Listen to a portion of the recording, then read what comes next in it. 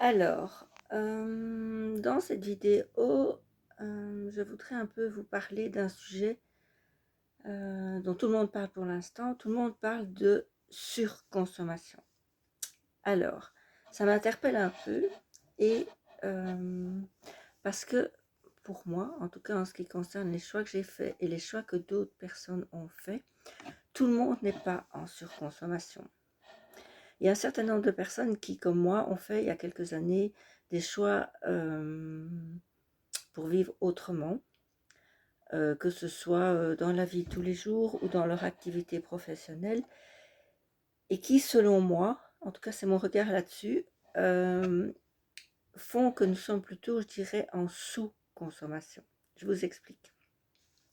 Par exemple, au niveau du potager que je cultive, il faut savoir qu'en permaculture, certainement en jardinage et en culture bio aussi, mais en permaculture, on rend plus à la terre et donc à notre sol que ce qu'on lui demande de nous produire. Je vous explique.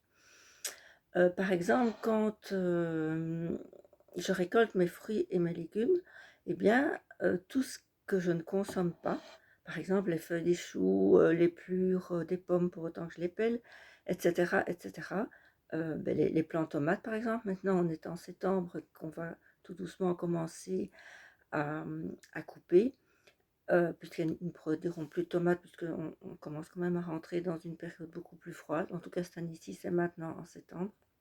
Tout ça retourne au sol. Donc on le met sur le sol, soit dans la serre, soit sur le potager, à disposition de toute la vie du sol pour qu'elle puisse donc se nourrir de ça et donc reformer de la terre en synthèse. C'est ce qu'on appelle en fait notre couche d'humus.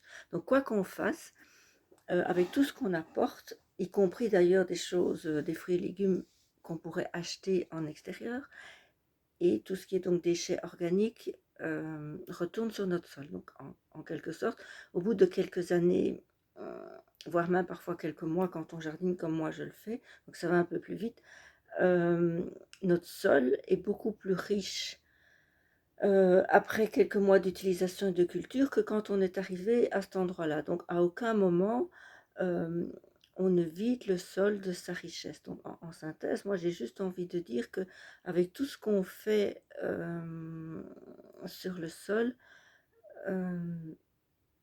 y compris je pense, hein, en vous disant ça, je réfléchis, quand je plante des arbres fruitiers, ils vont chercher effectivement en profondeur de la nourriture pour grandir et pour faire leurs fruits.